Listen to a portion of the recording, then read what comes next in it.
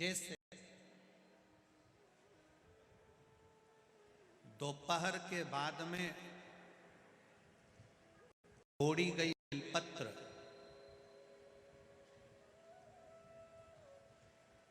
दोपहर के बाद अगर हम बेलपत्र को तोड़कर शंकर भगवान को समर्पित करते हैं तो शिव उसे स्वीकार नहीं करते। फूल सूर्य की किरण निकलती है, प्रकाश थोड़ा सा हो जाता है, थोड़ा सा उजाला हो जाए और रात्रि सूर्य अस्त के पहले पुष्प को हम तोड़ सकते हैं, फूल हम तोड़ सकते हैं। बेलपत्र सुबह से लेकर दोपहर तक हम तोड़ सकते हैं, पर दोपहर के बाद में बेलपत्र को नहीं तोड़ा जाता।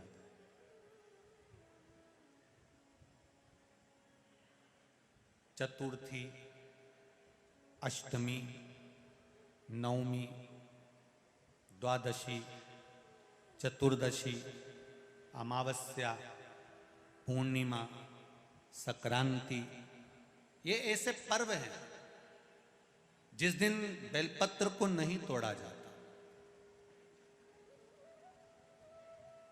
चतुर्थी, अष्टमी, नवमी, द्वादशी, चतुर्दशी, अमावस्या, पूर्णिमा, संक्रांति, ये वो पर्व है जिस पर बेलपत्र को नहीं तोड़ा जाता। पुरानी बेलपत्र 1 महीने पुरानी भी रखी है।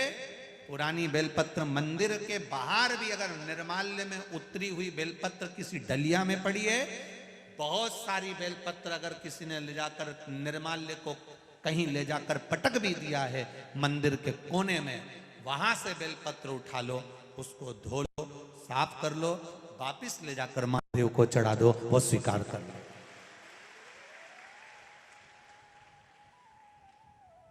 पशुपति व्रत कर रहे हो, चतुर्थी पड़ गई, अष्टमी पड़ गई,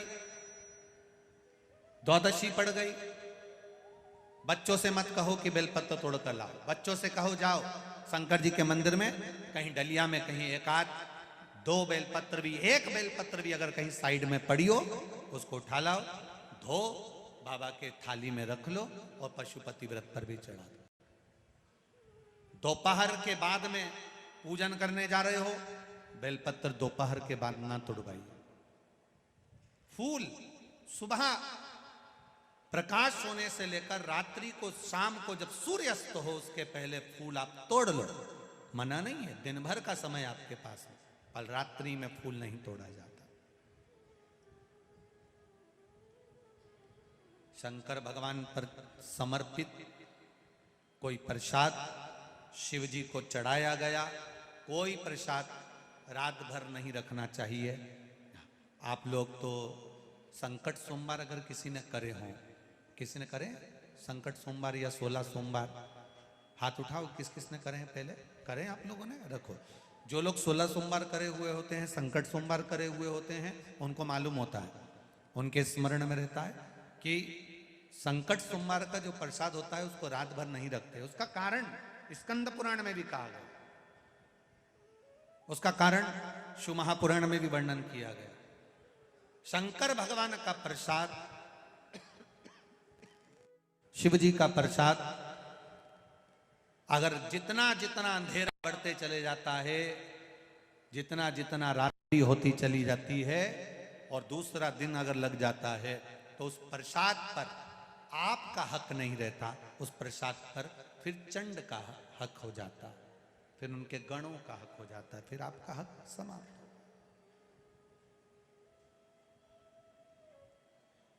तीसरी बात का स्मरण करिएगा, एक तो बेलपत्र दोपहर के बाद न तोड़िए, दूसरा पुष्प रात में ना तोड़िए, तीसरा चतुर्थी, अष्टमी, नवमी, द्वादशी, अमावस्या, पूर्णिमा, चतुर्दशी, संक्रांति, इस पर बेलपत्र ना तोड़िए।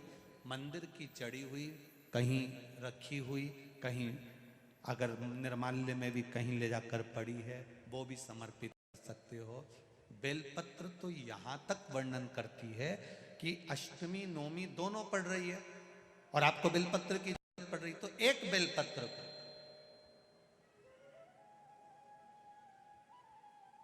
आप एक बेलपत्र को या तो वस्त्र में संजो कर रख लो, रख सकते हो, संभाल के रख लो, ना बने तो तुम्हारी जो पाठ पढ़ने की पुस्तिका होती है, जिसको तुम भजन गा लेती हो, पढ़ लेती हो, राम रक्षा स्तोत्र, हनुमान चालीसा, गोवर्धन चालीसा, जो पढ़ लेती हो वही उसी में रख लिया और वही बेलपत्र वापिस हमको प्राप्त हो गई। हमने वही शिव जी को वापिस चढ़ा दी और उससे हमको फल की अनुभूति प्राप्त हो गई।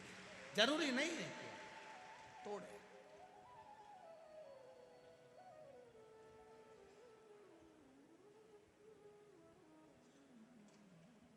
पंच पुष्प में 5वें नंबर का पुष्प आता